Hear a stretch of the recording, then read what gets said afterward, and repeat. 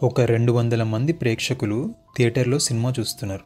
ఒక మంచి జోక్ వచ్చింది, అందరూ నవ్వుతున్నారు. మీరు దూరం నుంచి ఆ 200 మందిని గమనిస్తున్నారు. అప్పుడు వాళ్ళందరి నవ్వులో ఉండే ఎమోషన్ ఇంకా ఫిజికల్ రెస్పాన్స్ మీకు ఒక్కటిగా కనిపిస్తుంది, ఒక్కటిగానే వినిపిస్తుంది. వాళ్ళంతా మీకు వేరువేరుగా కనిపించరు.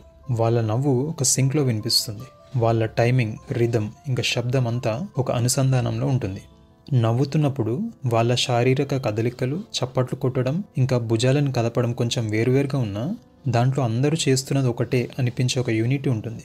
మనకి అది ఒక కలెక్టివ్ ఎక్స్పీరియన్స్ లేదా ఒకే యూనిట్ లాగా కనిపిస్తుంది.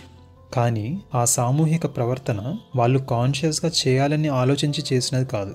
ఆ సమన్వయం సాధ్యపడటానికి వాళ్ళకి ఎలాంటి సెంట్రల్ లీడర్షిప్ లేదు, వాళ్ళ మధ్య ఎలాంటి కోఆపరేషన్ కూడా లేదు. అందులో ప్రతి ఒక్కరూ స్వతంత్ర వ్యక్తులు, ఒకరికి ఇంకొకరితో పరిచయం కూడా లేదు. అయినప్పటికీ అన్కాన్షియస్గా వాళ్ళంతా ఒకటైపోయి ఒక కలెక్టివ్ బిహేవియర్ని సృష్టించారు. ఆ సామూహిక ప్రవర్తనను ప్రభావితం చేస్తూ నియంత్రించే అంశాలు ఇక్కడ రెండున్నాయి. ఒకటి షేర్డ్ ట్రిగర్స్. వాళ్ళందరికీ సాధారణంగా నవ్వు తెప్పించగలిగే ఒక జోక్ లేదా సిచ్యువేషన్ బయట నుంచి ఎక్స్టర్నల్గా వాళ్ళను ప్రేరేపిస్తుంది. దానికి రెస్పాన్స్గా వాళ్ళలోని ఎమోషన్స్ ప్రభావితం అవుతాయి. రెండవది ఎమోషనల్ కంటేజన్. ఇది పరిణామ క్రమంలో మనమంతా ఒక ఐక్యతతో కనెక్టెడ్గా ఉండేందుకు అభివృద్ధి చెందిన ఒక సోషల్ ఇన్స్టింక్ట్. ఇతరులు ఒక ఎమోషన్ని చూపిస్తున్నప్పుడు మనం కూడా అన్కాన్షియస్గా వెంటనే ఆ ఎమోషన్ అనుకరిస్తూ దానికి కనెక్ట్ అయిపోయే ఒక సహజ ధోరణి మనమందరం కలిగి ఉంటాం. మీరు చాలాసార్లు గమనించి ఉంటారు, ఒకరు నవ్వగానే మిగతా వాళ్ళకు కూడా నవ్వు వస్తుంది. మనకు ఒక జోక్కి నవ్వు రాకపోయినా జనాల నవ్వు విని లేదా చూసి మనకు కూడా ఒక చిన్న నవ్వు వచ్చేస్తుంది. ఒకరిద్దరు చప్పట్లు కొట్టడం మొదలు పెట్టగానే అందరూ చప్పట్లు కొట్టడం మొదలు పెడతారు. కంటేజన్ అంటే అర్థం అంటువ్యాధి, అంటే ఒకరి నుంచి ఇంకొకరికి వ్యాపించేదని. రెండూ ఒకే క్వాలిటీ కలిగి ఉన్నాయి కాబట్టి ఈ ఫినామినన్కి మెటాఫోరికల్గా ఈ పదాన్ని వాడతారు. మన ఎమోషన్స్ ఒకరి నుంచి ఇంకొకరికి చాలా వేగంగా వ్యాపిస్తుంది. కొన్నిసార్లు దీనికి ఒక్క సెకండ్ కూడా పట్టదు. ఆ థియేటర్లో ఆ జోక్కి నవ్వురాని వ్యక్తులు లేదా సినిమానే నచ్చని వ్యక్తులు కొందరుంటారు. ఇక్కడ రెండు విషయాలుంటాయి. మనం నవ్వట్లేదు కాబట్టి ఆ కంటేజన్ ఆగిపోదు. ఏ మనిషి నిన్ను అందులో కేర్ చేయరు, ఎందుకంటే వాళ్ళక్కడ అలైన్ అవుతున్నది అన్కాన్షియస్గా. అది కాన్షియస్గా జరగట్లేదు కాబట్టే అది చాలా శక్తివంతమైనది. మన నిశ్శబ్దం పైన ఆ నవ్వు యొక్క ఆధిపత్యం చాలా హై ఉంటుంది. మన ల్యాక్ ఆఫ్ రెస్పాన్స్ వాళ్ళ రియాక్షన్ని అస్సలు ప్రభావితం చేయలేదు. వాళ్ళలో ఉండే ఒక షేర్డ్ ఎమోషనల్ ట్రిగర్ మాత్రమే వాళ్ళ ప్రవర్తనని నడిపిస్తుంది. ఒక సమూహాన్ని అన్కాన్షియస్గా ఎమోషన్స్ డామినేట్ చేస్తున్నప్పుడు అక్కడ ఆలోచనకి, ప్రశ్నకి, అబ్జర్వేషన్కి చోటు ఉండదు. ఉన్నా అది చాలా చిన్నది. రెండవది, అందరూ నవ్వుతూ మనం నవ్వకుండా ఉన్నప్పుడు మనలో ఒక అసౌకర్యం మొదలవుతుంది. నేను యూనిక్, ఆ ట్రిగ్గర్ నన్ను ప్రభావితం చేయకపోయినా పర్లేదు అనే కాన్ఫిడెన్స్ ఇంకా రిలాక్స్నెస్ మనలో ఉండదు. ఈ స్పేస్ నాకు సెట్ అవ్వట్లేదు, నేను ఇక్కడ అన్ఫిట్ని, ఇక్కడి నుంచి తొందరగా బయటపడాలి అనిపిస్తూ ఉంటుంది.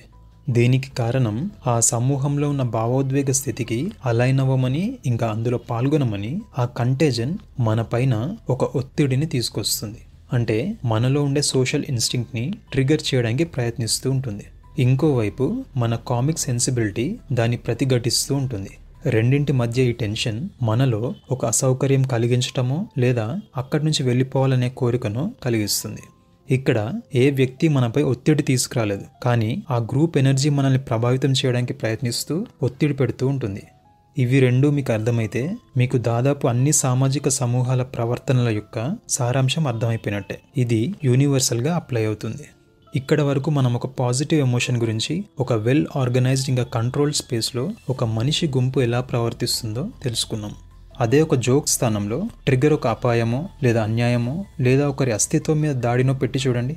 ఆ ట్రిగ్గర్కి ఒక సర్వైవల్ వాల్యూ ఉన్నప్పుడు, అంటే దేన్నైనా అటాక్ చేయాల్సి రావటమో, కాపాడుకోవాల్సి రావటమో లేదా కష్టపడి పోటీపడి దేన్నైనా పొందాల్సి రావటమో జరిగితే ఏమవుతుంది? ఆ ఎమోషనల్ కంటేజన్ ఒక నవ్వు స్థానంలో మన ప్రైమల్ ఎమోషన్స్ అయిన భయం, కోపం, అసహ్యం, కోరిక, ఆందోళన ఉంటే ఏం జరుగుతుందో ఊహించండి.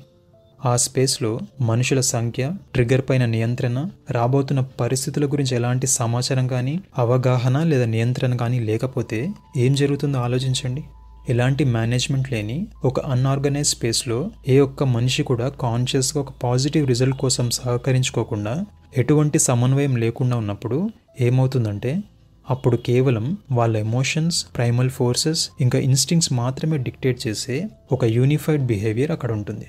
అది పూర్తిగా అదుపు తప్పి మితిమీరిన తీవ్రతతో నలుదిక్కులా వ్యాప్తి చెందుతూ ఒక గందరగోళాన్ని సృష్టిస్తుంది. అప్పుడు అది 2 రకాల విధ్వంసానికి దారితీయొచ్చు. ఒకటి ఎక్స్టర్నల్ డిస్ట్రక్షన్, అంటే అల్లర్లు, హింసాకాండ లాంటివి. రెండవది సెల్ఫ్ డిస్ట్రక్షన్, తొక్కిసలాటలు ఇంకా గ్రూప్ హిస్టీరియా లాంటి వాటికి దారితీస్తుంది. అంటే హానికరమైన ప్రవర్తన, తీవ్రమైన భయానికి లోనవడం, ఎమోషనల్గా ఓవర్ రియాక్ట్ అవ్వడం లేదా తప్పుడు సమాచారాన్ని వ్యాప్తి చేయడం లాంటివి. ఆ గుంపులో హేతుబద్ధమైన ఆలోచనకి ఏమాత్రం చోటుండదు. ఎందుకంటే అది ఒక్కటిగా పనిచేస్తుంది, ఒకే అస్తిత్వం కలిగి ఉంటుంది. ఏదైనా ఒక డామినెంట్ ఎమోషన్ లేదా ఇంపల్స్ ఆధారంగా అది ముందుకు సాగుతుంది, కానీ ప్రతి వ్యక్తికి ప్రత్యేకంగా ఉండే థాట్ లేదా ఎమోషన్తో కాదు. మన పరిణామ క్రమంలోనూ నేటి వరకు కూడా మానవులు మేధోపరంగా ఒక్క తాటిపైకి వచ్చేందుకు వైరయ్యలేరు. ఎందుకంటే మన మేధస్సు నేరుగా మన మనుగడతో ముడిపడలేదు. మనం కూడా జంతువుల మాదిరిగానే ఇన్స్టింక్ట్స్ ఇంకా ఎమోషన్స్ సహాయంతో బ్రతకగలం. మన మేధస్సు యొక్క ఉద్దేశం ఇంకా ప్రయోజనమే ఆ డొమైన్లో నిన్ను ప్రత్యేకంగా ఉండమని. ఇది స్వతంత్రంగా ఆలోచించడానికి, ప్రశ్నించడానికి, శోధించడానికి, సమస్యలను పరిష్కరించడానికి ఇంకా స్వతంత్రంగా నిర్ణయాలు తీసుకునే సామర్థ్యాన్ని కలిగి ఉంటుంది. ఒక భావోద్వేగం లాగా మేధస్సు అన్కాన్షియస్గా ఒకరి నుంచి ఇంకొకరికి వేగంగా వ్యాపించేది కాదు. అది ప్రతి ఒక్కరూ మెల్లిగా బుద్ధిపూర్వకంగా ప్రయత్నిస్తూ మెరుగుపరుచుకోవాల్సినది. మన వ్యక్తిత్వంలో మాత్రమే అభివృద్ధి చెందే మేధస్సు గుంపులో ఎలా పనిచేస్తుంది? కొందరు ఆలోచనాపరులు ఉన్నా వారి ప్రభావం గుంపుపై ఎలా సాధ్యం? ఆ గుంపులో ఒక సమిష్టి ఆలోచన, ప్రవర్తన లేదా చర్య మాత్రమే ఉంటుంది. అదే తీవ్రమైన చర్యలకు దారితీస్తూ ఉంటుంది. దీనినే మనం హర్డ్ మెంటాలిటీ లేదా మాబ్ మెంటాలిటీ అంటాం. ఈ మనస్తత్వం ఉన్నప్పుడు విమర్శనాత్మక విశ్లేషణకు అవకాశం ఉండదు. ఆ గుంపులో ఉన్నప్పుడు అందులో ఉన్న వ్యక్తుల పర్సనల్ ఐడెంటిటీ తాత్కాలికంగా తగ్గిపోతుంది. వారి వ్యక్తిగత బాధ్యత, సెల్ఫ్ అవేర్నెస్ అన్నింటికీ తాత్కాలికంగా ఒక ముసుగు పడిపోతుంది. ఎందుకంటే గుంపులో వారు అజ్ఞాత వ్యక్తులు అవుతారు. ఆ గుంపులో ఉన్న భావోద్వేగం, ప్రవర్తనలు మరియు పరిస్థితుల అధీనంలోకి వెళ్ళిపోయి వారు వారి స్వతంత్ర ఆలోచనలను పక్కన పెట్టి అందులో కొనసాగుతున్న వాటికి అనుగుణంగా ప్రవర్తిస్తూ ఉంటారు. ఒక వ్యక్తి ఒంటరిగా ఉన్నప్పుడు ఐడెంటిఫైయబుల్ పర్సన్గా ఉండి చేయలేని పనిని కూడా గుంపులో ఉన్నప్పుడు చాలా ఈజీగా, దూకుడుగా, ఎటువంటి భయం, సిగ్గు, సంకోచం లేదా అపరాధ భావం లేకుండా చేయగలడు. ఈ మానసిక స్థితిని డీ-ఇండివిడ్యుయేషన్ అంటారు. తెలివైన వాళ్ళు, బుద్ధిమంతులు కూడా దీనికి మినహాయింపు కాదు.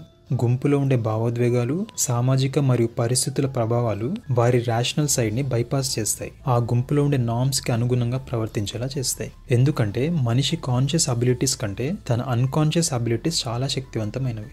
మీ ఆలోచన విజయం సాధించడం జరుగుతుంది, కానీ మీ భావోద్వేగం ఓడిపోవడం ఎప్పుడూ జరగదు. It is ever present and ready to consume us.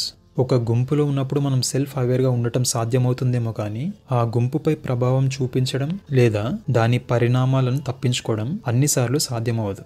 ఒక గుంపు ఎప్పుడు తనని తాను కాన్షియస్గా ఆర్గనైజ్ చేసుకోలేదు. దానిని ప్రభావితం చేయాలన్నా, నియంత్రించాలన్నా ఒక ఎక్స్టర్నల్ ఫోర్స్ అవసరం. ఒక లీడర్, ఇన్ఫ్లుయెన్సర్ లేదా లా ఎన్ఫోర్స్మెంట్ లాంటి వాటి అవసరం ఖచ్చితంగా ఉండాల్సిందే.